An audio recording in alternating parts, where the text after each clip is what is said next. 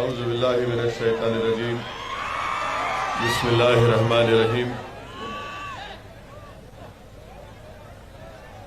السلام علیکم ورحمۃ اللہ وبرکاتہ۔ محترم جناب عبدالرحیم صاحب، مولانا تصدق صاحب، مولانا تنویر صاحب، مولانا ذاکر صاحب، مفتی فیصل صاحب، جناب عمران خان صاحب، سید یاسین صاحب، نثار احمد صاحب، عبدالعزیز منا صاحب، صدر بدر مجلس اتحاد المسلمین،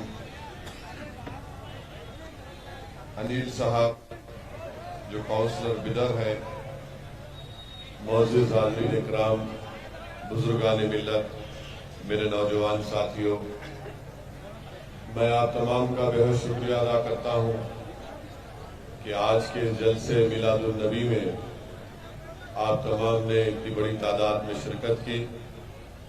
میری اللہ سبحانہ و تعالیٰ سے دعا ہے کہ اللہ سبحانہ و تعالیٰ ہماری شرکت کو اللہ قبول کرے، اور میں آپ کو یہ بھی بتانا ضروری سمجھتا ہوں کہ میں نے آپ کے ایس پی صاحب سے یہ وعدہ کیا ہے کہ انشاءاللہ 9 بجے تک یہ جلسہ ختم ہو جائے گا، اور اس کے بعد آپ تمام لوگ پرامن طریقے سے اپنے اپنے گھر کو روانہ ہو جائیں گے، کیونکہ پولیس کی طرف سے وہ کافی دن سے مصروف ہے۔ ایس پی صاحب کا بولنا یہ تھا کہ کرناٹکا کے وزیر اعلیٰ چیف منسٹر بھی آئے تھے، اور اس کے بعد کوئی کانگریس کے لیڈر بھی جو پیدل چل رہے ہیں وہ بھی آئے تھے، اور ان کی سیکیورٹی کے سلسلے میں وہ کافی تعداد میں ان کی ضرورت پڑی وہاں پر۔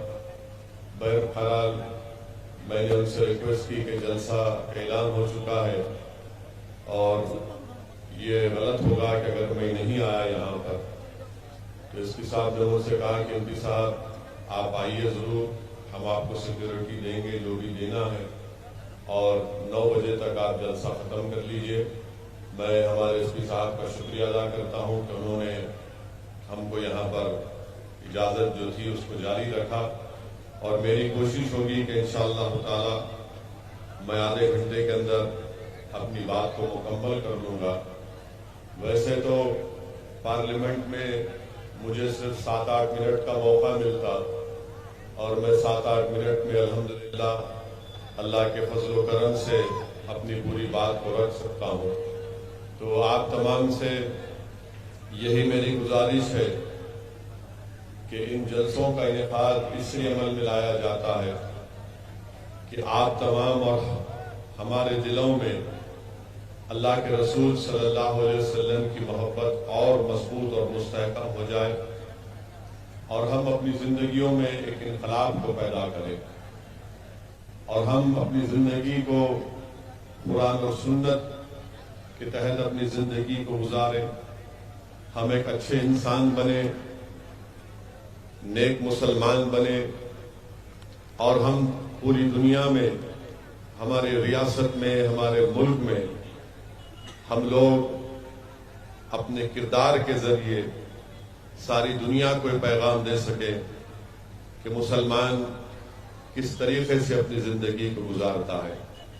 میرے عزیز دوستوں اور بزرگوں، آپ تمام لوگ علماء کرام کے بصیرت افروز خطابات میں مشکات شریف کی حدیث کو بھی سنا ہوگا، جس میں اللہ کے رسول صلی اللہ علیہ وسلم نے یہ ارشاد فرمایا کہ میں تمام رسولوں کا سردار ہوں اور مجھے اس پر فخر نہیں ہے۔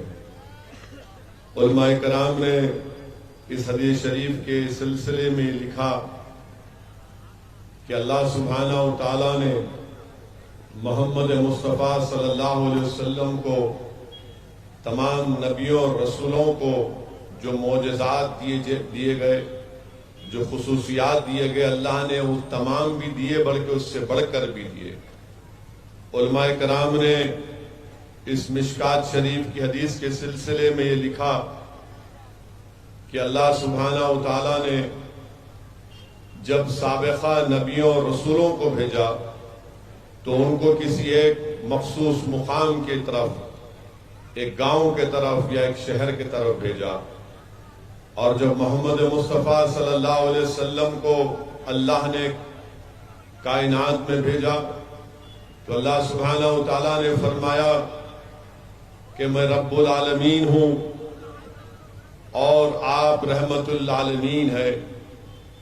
کائنات کے ذرے ذرے میں اے میرے حبیب میری ربوبیت ہے، تو کائنات کے ہر ذرے میں جہاں تک میری ربوبیت ہے وہاں پر آپ کی رحمت للعالمین آپ رسول صلی اللہ علیہ وسلم رہیں گے۔ پھر اس علماء کرام نے یہ بھی لکھا میرے عزیز دوستوں اور بزرگوں کہ جو سابقہ نبی اور رسول تھے ان کی امت کو ایک مخصوص مقام پر عبادت کرنا پڑتا تاکہ ان کی عبادت قبول ہو جائے، مگر رسول اللہ صلی اللہ علیہ وسلم کے لیے بخاری شریف کی حدیث ہے کہ رسول اللہ صلی اللہ علیہ وسلم نے فرمایا کہ پوری زمین میرے لیے ایک مسجد بنا دی گئی ہے۔ پھر علماء کرام نے لکھا کہ اللہ سبحانہ و تعالیٰ نے رسولوں کو معجزات دیے اور سب سے زیادہ معجزے حضرت موسیٰ علیہ السلام کو 9 دیے، اس کی ایک حد ہے، مگر محمد مصطفیٰ صلی اللہ علیہ وسلم کو جو معجزے دیے اس کی کوئی حد نہیں۔ علماء کرام نے لکھا کہ جو رسول آئے وہ دنیا میں آ کے معجزے دکھائے، اور میرے رسول صلی اللہ علیہ وسلم خود معجزہ بن کر آئے۔ میرے عزیز دوستوں اور بزرگوں، اللہ سبحانہ و تعالیٰ نے سورہ یاسین میں لکھا کہ اللہ نے تین نبیوں کو ایک گاؤں کی طرف بھیجا، اور محمد مصطفیٰ صلی اللہ علیہ وسلم سے کہا کہ ہم آپ کو پوری کائنات آپ کے حوالے کرتے ہیں۔ میرے عزیز دوستوں اور بزرگوں، اللہ سبحانہ و تعالیٰ نے حضرت ابراہیم علیہ السلام سے کہا کہ ہم آپ کو لوگوں کا امام بنائیں گے۔ علماء کرام نے سمجھایا کہ حضرت ابراہیم علیہ السلام کو کہا کہ زمین پہ بھجا کر آپ کو لوگوں کا امام بنائیں گے، مانے لوگوں کا، پورے عالم کا نہیں، اور کہا کہ امام بنائیں گے۔ حضرت داؤد علیہ السلام، حضرت سلیمان علیہ السلام، ان کے تعلق سے یہ بتایا گیا کہ آپ کو حکومت دی گئی، اور حضرت موسیٰ علیہ السلام کو اور حضرت ابراہیم علیہ السلام کو کہا گیا کہ آپ کا مقابلہ نمرود اور فرعون سے ہوگا۔ میرے عزیز دوستوں اور بزرگوں، وہیں پر اللہ سبحانہ و تعالیٰ نے حضرت آدم علیہ السلام سے کہا، حضرت داؤد علیہ السلام سے کہا کہ آپ کو زمین میں ہم خلیفہ بنائیں گے۔ اور جب محمد مصطفیٰ صلی اللہ علیہ وسلم کو کائنات میں اللہ سبحانہ و تعالیٰ بھیجتا ہے تو اللہ فرماتا ہے کہ آپ کو رحمت للعالمین بنا کر بھیجایا جا رہا ہے، آپ کو مبشر بنا کر بھیجایا جا رہا ہے، آپ کو نذیر بنا کر بھیجایا جا رہا ہے۔ تو میرے عزیز دوستوں اور بزرگوں، اللہ کے رسول صلی اللہ علیہ وسلم رحمت للعالمین بن کر اس دنیا میں آئے۔ وہیں پر میرے عزیز دوستوں اور بزرگوں، علماء کرام نے یہ بھی لکھا کہ حضرت آدم علیہ السلام کو فرشتوں نے ایک مرتبہ سجدہ کیا، اور صبح قیامت تک رسول اللہ صلی اللہ علیہ وسلم پر فرشتے آپ پر درود و سلام بھیجتے رہیں گے۔ مشکات کی حدیث ہے کہ جب قیامت ہوگی تو تمام انبیاء اور رسول اور ان کی امتیں محمد مصطفیٰ صلی اللہ علیہ وسلم کے جھنڈے کے نیچے رہیں گی۔ میرے عزیز دوستوں اور بزرگوں، امام فخر الدین رازی اپنی تفسیر میں لکھتے ہیں کہ جب رسول اللہ صلی اللہ علیہ وسلم سفر معراج پر گئے اور حضرت جبرائیل نے حضرت رسول اللہ صلی اللہ علیہ وسلم کے براق کی سواری کی اس کی رکاب پکڑی، تو امام فخر الدین رازی لکھتے ہیں کہ یہ فرشتوں کے لیے بہت بڑا اعزاز تھا، یہ بہت بڑا اعزاز تھا۔ امام فخر الدین رازی یہ بھی لکھتے ہیں کہ اگر فرشتوں نے حضرت آدم علیہ السلام کو سجدہ کیا تو اس لیے کیا کیونکہ انہوں نے پیشانی آدم میں نور مصطفیٰ صلی اللہ علیہ وسلم کو دیکھا۔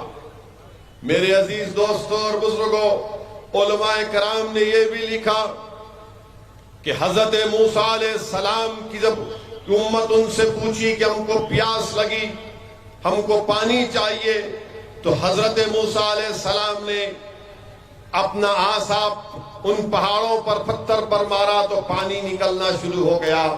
تو علماء کرام نے عظمت مصطفیٰ صلی اللہ علیہ وسلم کو سمجھانے کے لیے لکھا اور بولا کہ اللہ یہ نہیں چاہتا تھا کہ آپ کا حبیب محمد مصطفیٰ صلی اللہ علیہ وسلم اٹھے اور اٹھ کر پتھروں کے پاس جائیں پانی کے لیے اپنی امت کی پیاس کو بجھانے کے لیے۔ تو اللہ نے کہا کہ میرے حبیب اس پانی کے کٹورے میں آپ اپنی انگلیوں کو رکھ دیجئے، اس میں سے ہم چشمے بہا دیں گے۔ اور 1500 صحابی رسول اللہ صلی اللہ علیہ وسلم جس برتن میں اپنے ہاتھ مبارک کو رکھا تو اس میں پانی کے چشمے روانہ ہو گئے۔ میرے عزیز دوستوں اور بزرگوں، علماء کرام نے لکھا کہ حضرت موسیٰ علیہ السلام نے اپنا عصا سمندر میں مارا تو راستہ نکل گیا، اور محمد مصطفیٰ صلی اللہ علیہ وسلم نے اپنی انگلی سے اشارہ کیا تو چاند کے 2 ٹکڑے ہو گئے۔ میرے عزیز دوستوں اور بزرگوں، علماء کرام نے لکھا کہ حضرت موسیٰ علیہ السلام کا ہاتھ رات میں چمکتا تھا، اور محمد مصطفیٰ صلی اللہ علیہ وسلم اگر کسی ایک لکڑی کو ہاتھ لگاتے اور کسی صحابی کو دے دیتے رات میں جانے کے لیے تو وہ راستے میں ایک مشال کی طرح کام کرتی تھی۔ میرے عزیز دوستوں اور بزرگوں، شاہ عبد الرحیم رحمت اللہ علیہ اپنا خواب لکھ رہے ہیں کہ آپ نے ایک مرتبہ رسول اللہ صلی اللہ علیہ وسلم کو خواب میں دیکھا اور کہا یا رسول اللہ صلی اللہ علیہ وسلم، عرض کیا یا رسول اللہ صلی اللہ علیہ وسلم، جب حضرت موسیٰ کوہ طور پر گئے اور اللہ کی تجلی کو دیکھا تو لوگوں سے اپنے چہرے کو چھپاتے تھے، اور جب آپ سفر معراج پر گئے اور اللہ سبحانہ وتعالیٰ کا اپنی آنکھوں سے دیدار کیا تو آپ اپنے چہرے کو نہیں چھپاتے لوگوں سے۔ تو حضرت محمد مصطفیٰ صلی اللہ علیہ وسلم نے فرمایا کہ اللہ نے میرے حسن کو انسانوں سے چھپا کر رکھا۔ اور رسول اللہ صلی اللہ علیہ وسلم نے فرمایا کہ جب حضرت موسیٰ نے اللہ کی تجلی کو دیکھا تو اللہ جلال میں تھا، اور جب میں نے اپنی آنکھوں سے اللہ کا دیدار کیا تو میں نے اللہ کے جمال کو دیکھا، اس لیے میں جمالی بن گیا۔ میرے عزیز دوستوں اور بزرگوں، ہم نے یہ سنا کہ قرآن کریم میں حضرت یوسف علیہ السلام کے حسن کو قرآن کریم میں اللہ فرماتا ہے کہ مبارک قصہ قرآن میں کہا جاتا ہے۔ حضرت یوسف علیہ السلام کی حسن کو اللہ قرآن میں اس طرح فرماتا ہے کہ مبارک قصہ اس کو فرماتا ہے۔ میرے عزیز دوستوں اور بزرگوں، علماء کرام نے لکھا کہ حضرت یوسف علیہ السلام کے حسن کو دیکھ کر مصر کی عورتیں اپنی انگلیاں کاٹ لیتی تھیں، اور محمد مصطفیٰ صلی اللہ علیہ وسلم کی عظمت کے لیے عرب کے نوجوان اپنے سروں کو کٹا دیتے تھے رسول اللہ صلی اللہ علیہ وسلم کی خوشنودی کے لیے۔ وہ اس وقت حسن یوسف کو دیکھ کر ایک مرتبہ انگلیاں کٹیں، مگر علماء کرام نے لکھا کہ عظمت مصطفیٰ کے لیے صبح قیامت تک مسلمان اپنے نبی کی محبت میں، اپنے رسول کی محبت میں اپنے گردنوں کے نذرانوں کو پیش کرتے رہیں گے۔ میرے عزیز دوستوں اور بزرگوں، علماء کرام نے لکھا کہ حضرت نوح علیہ السلام نے 950 سال اسلام کی تبلیغ کی دعوت دی، صرف 40 مرد اور 40 خواتین نے اسلام کو قبول کیا، اور جب رسول اللہ صلی اللہ علیہ وسلم وادی تنین سے ایک جنگ سے واپس آ رہے تھے تو 80 مشرکین آپ کے انتظار میں کھڑے تھے کہ حملہ کریں گے. محمد مصطفیٰ صلی اللہ علیہ وسلم نے ان پہ نظر کرم ڈالی تو تمام کے تمام نے پکار کر کہا اشہد ان لا الہ الا اللہ و اشہد ان محمد رسول اللہ. میرے عزیز دوستوں اور بزرگوں، حضرت ابراہیم علیہ السلام کو اللہ نے ایک پہاڑ پر کھڑا کر کے تحت السرا سے لے کر عرش مولا تک سب چیز دکھا دی تو اللہ سبحانہ و تعالی نے محمد مصطفیٰ صلی اللہ علیہ وسلم کو عرش پر بلا کر پوری کائنات دکھا دی. میرے عزیز دوستوں اور بزرگوں، حضرت عیسیٰ علیہ السلام اپنی والدہ کی پاکیزگی کو بیان کرتے ہیں، اور جب محمد مصطفیٰ صلی اللہ علیہ وسلم کی یعنی ہماری امت کی ماؤں کا ذکر آتا ہے، بی بی عائشہ کا، تو اللہ ان کی عظمت کو، ان کی عزت کو بیان کرتا ہے اور قرآن کی 17 آیتوں کو نازل فرماتا. میرے عزیز دوستوں اور بزرگوں، حضرت عیسیٰ علیہ السلام مردوں کو زندہ کرتے تھے، اور محمد مصطفیٰ صلی اللہ علیہ وسلم کے نالین پاک کی خاک ایک یہودی اپنے آنکھ پر لگاتا ہے تو اس کی بینائی واپس آ جاتی ہے. میرے عزیز دوستوں اور بزرگوں، یہ ہے محمد مصطفیٰ صلی اللہ علیہ وسلم کی عظمت، یہ ہے محمد مصطفیٰ صلی اللہ علیہ وسلم کی عظمت. اور میرے عزیز دوستوں اور بزرگوں، یہ جو دین ہم کو ملا ہے، یہ ہم کو کوئی بادشاہوں کے محل سے نہیں ملا ہے، کوئی چمن میں چل کر ہم کو یہ دین نہیں ملا ہے. یہ دین ہم کو بدر اور حنین سے ملا ہے. یہ دین ہم کو رسول اللہ صلی اللہ علیہ وسلم کے طائف کے اس سفر سے ہم کو ملا ہے جس میں اللہ کے رسول صلی اللہ علیہ وسلم اپنے خون میں نہا لیے تھے.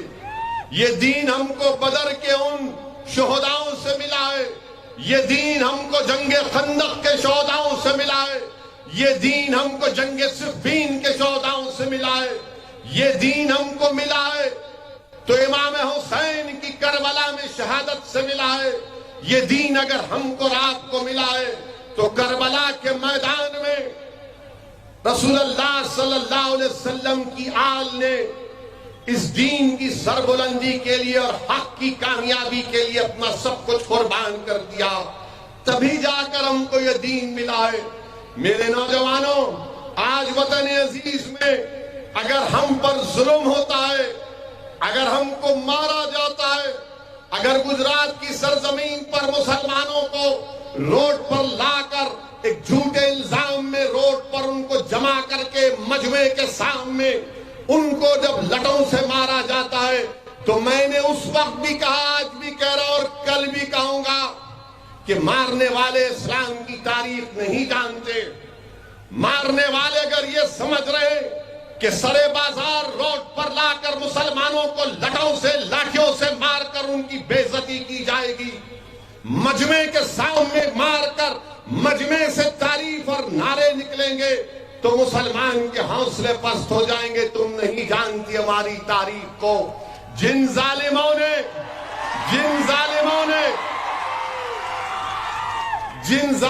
نے ان معصوم بچوں کو گجرات کی سرزمین پر مارا، مارنے والوں تم حضرت بلال کا نام نہیں جانتے ہوں گے. حضرت بلال کا نام سن لو.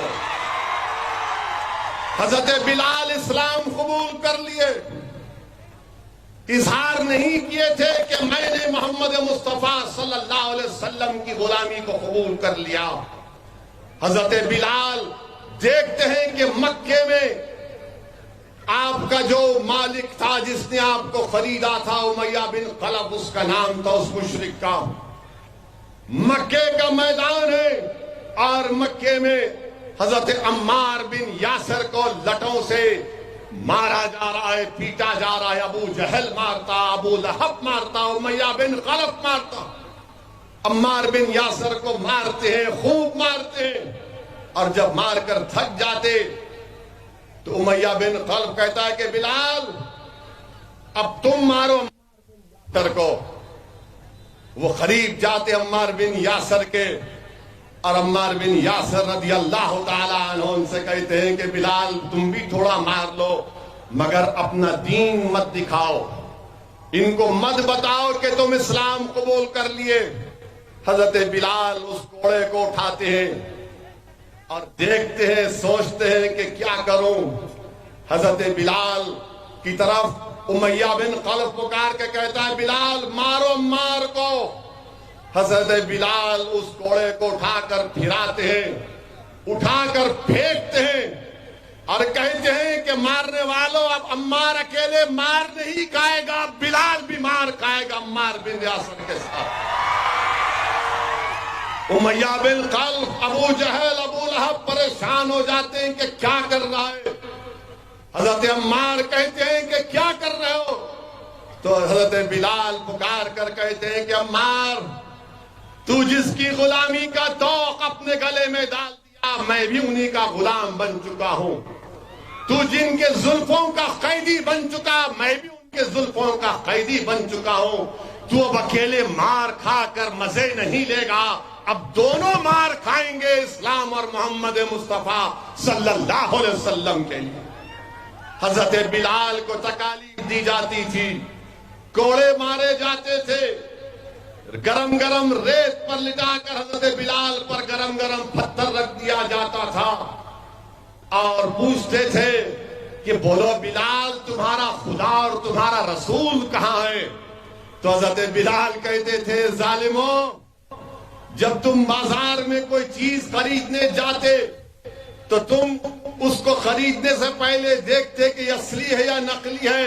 میرا رب بھی مجھے دیکھ رہا ہے کہ یہ اب میرے حبیب کے عشق میں اصلی ہے یا نقلی ہے۔ حضرت بلال کو جب مارا جاتا تو حضرت بلال پکار کر کہتے احد احد اور احد۔ رسول اللہ صلی اللہ علیہ وسلم حضرت بلال کی تکالیف کو دیکھ کر دعا کرتے ہیں کہ یا اللہ حضرت بلال کو اس تکلیف سے نجات دلا دے۔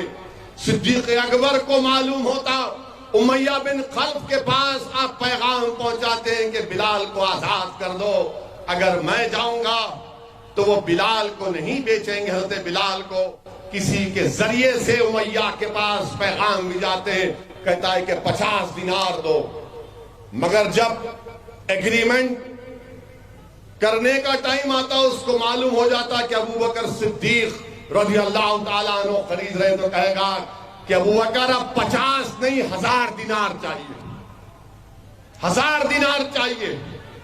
حضرت صدیق اکبر کہتے ہیں کہ 1000 دینار دوں گا۔ وہ امیہ کہتا ہے کہ 1000 دینار نہیں، 2 رومی غلام بھی چاہیے۔ پھر وہ کہتا ہے کہ تم اتنی رقم اس کے لیے دے رہے ہو؟ تو صدیق اکبر کہتے ہیں کہ تو نہیں جانتا یہ کون ہے، اور وہ رقم دے کر حضرت بلال کو لے کر اپنے گھر کو آتے ہیں۔ زخموں سے چور حضرت بلال کا جسم، صدیق اکبر ان کو کپڑا اور زخموں پر مرہم لگاتے ہیں، اور حضرت بلال کہتے ہیں کہ میں رسول اللہ صلی اللہ علیہ وسلم کے دربار میں حاضر ہونا چاہتا ہوں۔ صدیق اکبر ان سے کہتے ہیں کہ بلال، جب تم رسول اللہ صلی اللہ علیہ وسلم سے ملو گے تو رونا نہیں، تم رونا نہیں۔ حضرت بلال خاموش رہتے ہیں۔ صدیق اکبر ان کو کپڑے پہناتے، اچھے اچھے کپڑے پہنا کر، تو حضرت بلال کہتے ہیں کہ میری عمر 30 سال کی ہو گئی، مجھے کبھی کسی نے اتنی عزت نہیں دی۔ وہ حبشی تھے، حضرت بلال حبشی تھے۔ صدیق اکبر ان کو رسول اللہ صلی اللہ علیہ وسلم کے پاس دربار میں لے کر چلتے ہیں۔ اللہ کے رسول صلی اللہ علیہ وسلم حضرت بلال کو دیکھ کر بڑے خوش ہوتے ہیں۔ حضرت بلال رسول اللہ صلی اللہ علیہ وسلم کو دیکھ کر اپنی نظریں نیچے کر لیتے۔ رسول اللہ صلی اللہ علیہ وسلم صدیق اکبر سے کہتے ہیں کہ تم نے بہت اچھا کام کیا کہ تم نے بلال کو آزاد کروایا۔ اور رسول اللہ صلی اللہ علیہ وسلم، روایتوں میں آیا، علماء نے لکھا کہ صدیق اکبر کو جب قریب لاتے ہیں تو صدیق اکبر جو حضرت بلال سے کہہ رہے تھے کہ محمد مصطفیٰ صلی اللہ علیہ وسلم کے سامنے مت رونا، وہ رونا شروع کر دے، وہ رونا شروع کر دیتے ہیں۔ رسول اللہ صلی اللہ علیہ وسلم حضرت بلال کو قریب لاتے ہیں اور کہتے ہیں کہ بلال، تم نے اس دین کے لیے بڑی تکالیف اٹھائیں۔ اور رسول اللہ صلی اللہ علیہ وسلم اپنے گھر سے کھجور منگاتے ہیں گھر میں، اور کھجور جب کی تشتری لائی جاتی ہے تو صدیق اکبر رضی اللہ تعالیٰ عنہ اپنے ہاتھ سے اٹھاتے ہیں تو رسول اللہ صلی اللہ علیہ وسلم کہتے ہیں کہ نہیں، اب میں اپنے ہاتھوں سے میرے بلال کو کھجور کھلاؤں گا۔ اللہ کے رسول صلی اللہ علیہ وسلم اپنے ہاتھوں سے حضرت بلال کو کھجور کھلاتے ہیں تو حضرت بلال کی آنکھوں سے آنسو نکلنا شروع ہو جاتے ہیں۔ رسول اللہ صلی اللہ علیہ وسلم کو دیکھ کر کہ محمد مصطفیٰ صلی اللہ علیہ وسلم کے سامنے بیٹھا ہوں اور اپنے دست مبارک سے رسول اللہ صلی اللہ علیہ وسلم مجھے کھجور کھلا رہے ہیں۔ میرے عزیز دوستوں اور بزرگوں، مارنے والوں تم نہیں جانتے کہ جنہوں نے بلال کو مارا، ایک وقت ایسا آیا کہ جب مکہ فتح ہوا تو وہی بلال کو رسول اللہ صلی اللہ علیہ وسلم نے حکم دیا کہ بلال کعبۃ اللہ پر کھڑے ہو کر اذان دو۔ وہ بلال کون تھے نوجوانوں؟ وہ کہتے تھے کہ جب میں اذان دیتا اور اشہد ان محمد رسول اللہ کے لفظ کو کہتا تو میں محمد مصطفیٰ صلی اللہ علیہ وسلم کو اپنے سامنے دیکھتا۔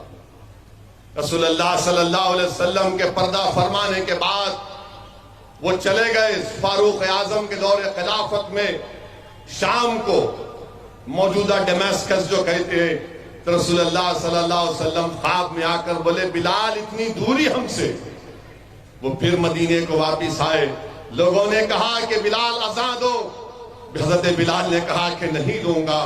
تو صحابہ کو معلوم تھا کہ بلال اگر کسی کی بات سنیں گے تو اہل بیت کی تو شہزادے جنت کو جا کر بولتے ہیں۔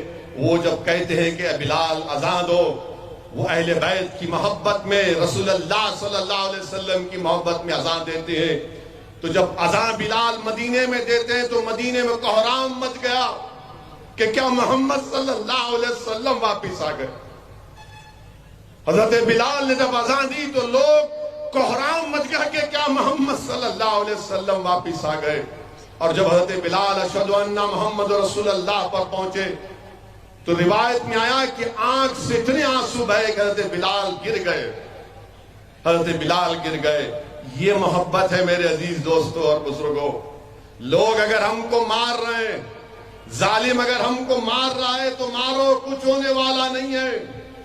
اگر میں اس دنیا میں آیا ہوں تو اپنی زندگی، اپنی رزق، اپنی عزت اور اپنی موت سب لکھا کر آیا ہوں۔ اور یہ کیوں کہہ رہا ہوں میں؟ فاروق اعظم عمر ابن خطاب رضی اللہ تعالیٰ عنہ، حضرت فاروق اعظم ہمیشہ دعا کرتے کہ یا اللہ مجھے شہید کی موت آئے اور مجھے مارنے والا کوئی مسلمان نہ ہو۔ یہی دعا فاروق اعظم کرتے تھے۔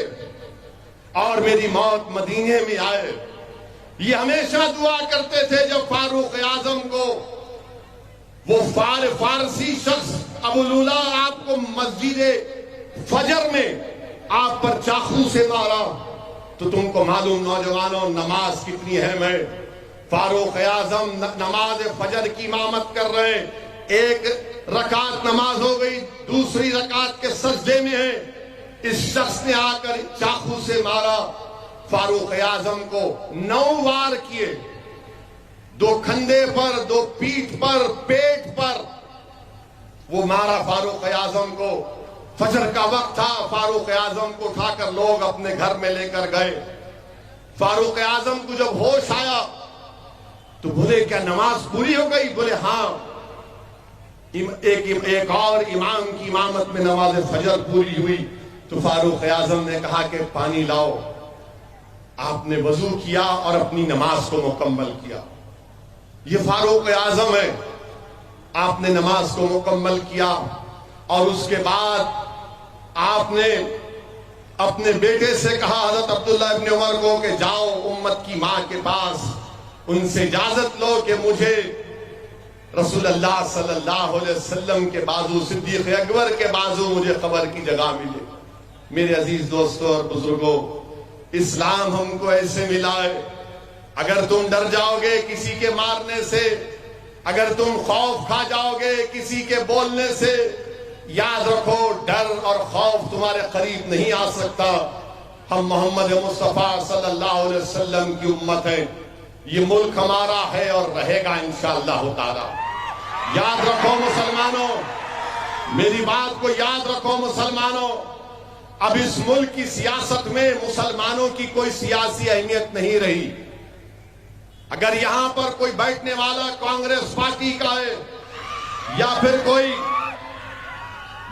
کوئی جنتا دل کا ہے یا کسی اور پارٹی کا ہے، تو میں تم کو اپنے بھائی کے طور پر کہہ رہا ہوں، تو تمہاری کوئی عزت نہیں ہے ان پارٹیوں میں، یاد رکھو، تمہاری کوئی عزت نہیں ہے۔ تمہاری عزت صرف اتنی ہے کہ تم الیکشن کے وقت ان کے لیے ووٹ ڈالو۔ آج جب ظلم ہو رہا ہے کوئی منہ نہیں کھولتا، کوئی منہ نہیں کھولتا ہے۔ یہ باضابطہ مسلمانوں کو انویزیبل کرتی ہیں کہ مسلمان اب کوئی پولیٹیکل پارٹی کے ساتھ نہیں ٹھہرے گا۔ میں مبارکباد دیتا ہوں بھارت کے پردھان منتری شری نریندر مودی کو کہ آپ نے 8 سال میں، تنزیہ طور پر کہہ رہا ہوں، آپ نے 8 سال میں بھارت کی راجنیتی کو ایسا کر دیا کہ اب سیکولر پارٹی مسلمان کو بازو کھڑا کرنے سے ڈرتی ہے۔ مگر یاد رکھو، کیا تم کو سیاسی پارٹی کی ضرورت ہے یا تم کو اللہ کی ضرورت ہے؟ کیا تم کو رسول اللہ صلی اللہ علیہ وسلم کی غلامی کی ضرورت ہے یا ان ناکارہ لوگوں کی غلامی کی ضرورت ہے؟ تو پھر آپ اس کا کیسے کام کریں گے؟ اگر آپ یہ سمجھیں گے کہ نہیں یہ ہے نا، ارے کوئی نہیں ہے تمہارا، یاد رکھو، تم میرا ساتھ مت دو، مجھے کوئی پرواہ نہیں ہے، میں دیوانوں کی طرح لڑتا رہوں گا جب تک اللہ زندہ رکھا، لڑتا رہوں گا۔ میں تو اللہ سے یہی دعا کرتا ہوں جو فاروق اعظم نے دعا کی کہ یا اللہ اگر موت آئے تو شہید کی موت اسد الدین اویسی کو آئے، میں موت سے نہیں ڈرتا۔ مگر میری اس بات کو ذہن نشین کر لو مسلمانوں کہ بھارت کی راجنیتی میں اب تمہاری کوئی اہمیت نہیں ہے۔ تمہاری اہمیت کب ہوگی؟ جب تم ایک سیاسی طاقت بنو گے۔ کیسی طاقت بنو گے؟ جب تم ووٹ لو گے۔ تم تو ایک ATM کی مشین بن چکے، کانگریس کے لیے، JDS کے لیے، BJP کے لیے، یہ ڈرا کر تم کو ووٹ حاصل کر رہے ہیں۔ آپ کو کیا مل رہا ہے بتاؤ میرے کو؟ کیا مل رہا ہے آپ کو؟ کچھ نہیں مل رہا ہے۔ اپنی سیاسی لیڈرشپ کو پیدا کرو۔ اگر اسد الدین اویسی ٹھیک نہیں ہے تو تم قابل بنو، تم نیک بنو، تم لیڈر بنو، میں تمہارے پیچھے کام کرنے کو تیار ہوں۔ مگر یاد رکھو میری اس بات کو، نوجوانوں، بزرگوں، میری عزت دار ماں اور بہنوں، بلقیس بانو کو تم کیا جواب دو گے؟ کیا بلقیس بانو تمہاری بیٹی نہیں ہے جس کی عصمت ریزی 11 لوگ کرتے ہیں؟ 3 سال کی بیٹی کو اس کے سامنے مار دیتے ہیں اور اس کے قاتلوں کو BJP چھوڑ دیتی ہے تو کوئی سیکولر پارٹی اس کی مذمت کرنے تیار نہیں، کوئی تیار نہیں ہے۔ میرے عزیز دوستوں اور بزرگوں، یہ ملک امبیڈکر کا ملک ہے، یہ ملک جوہر برادران کا ہے، یہ ملک گاندھی کا ہے، یہ ملک کو آزاد ہم نے کیا ہے اپنے خون پسینے سے۔ اس ملک کو انگریزوں سے آزاد مسلمانوں نے سب سے زیادہ قربانی دی، اس وقت نہ RSS تھی نہ بھاجپا تھی۔ یہ سب کے سب تو بعد میں آئے، مگر یاد رکھو یہ ملک کو آزاد علامہ فضل خیر آبادی کی قربانی سے ہوا، محمود الحسن کی قربانی سے اس ملک کو آزادی ملی، حسین احمد مدنی کی قربانی سے اس ملک کو آزادی ملی۔ اس ملک کو آزادی صرف یہ 1925 کے بعد جو لوگ آئے نہیں، جنہوں نے پسینہ بہایا وہ ہیرو بن گئے، جنہوں نے خون بہایا وہ زیرو بن گئے۔ تو جنہوں نے خون بہایا ان کو زندہ رکھو، اور زندہ رکھنے کا طریقہ یہ ہے کہ تم متحد ہو جاؤ، سیاسی طاقت بنو، دلتوں کو اپنے ساتھ لو۔ ہمارے سیکولر بھائی ہندو آج بھی ہے اس ملک میں جو پسند نہیں کرتے اس تمام ماحول کو۔ اب تو حلال گوشت پہ بات ہو، اب تو مسلم ریزرویشن لے لیا جائے گا۔ ہم کرناٹکا کے چیف منسٹر سے اتنا بولیں گے، CM صاحب آپ کرناٹکا کے مسلمانوں کا ریزرویشن چھوڑو، آپ کی پارٹی میں جو کمیشن مل رہا ہے اس کو ختم کرو۔ اس کو ختم کرو پہلے آپ. یعنی ایسا دکھ رہا کہ غارت کا گڑا بھرتا نہیں ہے, جان سے ہونا ان کو. کدھر کا بھی ہو بس ذرا جو بھی ہونا لا لا لا لا لے لے. یہاں دبا کے کھا رہے غپا غپ غپا غپ, اور دلی میں پردھان منتری بول رہے نہ کھاؤں گا نہ کھانے دوں گا. کیا بات ہے متروں.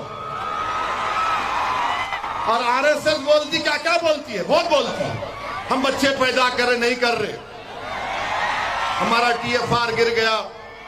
آر ایس ایس بولتی کیا بولتی ہے کہ وہ 9 بج گئے, ایس پی صاحب دیکھ رہے گھور کے, ہو گیا. only 2 minutes. Only 2 minutes. I am finishing. I am thankful to you. S P صاحب کے لیے تالیاں مارو بھائی ایک ہوتا. بس بہرحال عزیز دوستوں اور بزرگوں, متحد رہیے. مگر ابھی میری تقریر پوری نہیں ہوئی, میں دوبارہ آؤں گا انشاءاللہ تعالی. آپ آئیں گے دوبارہ, پھر کریں گے. بہت بہت شکریہ. واخر الدعوانا الحمدللہ رب العالمین. اپنے گھروں کو آرام سے پرامن طریقے سے جائیے, اپنے گھروں کو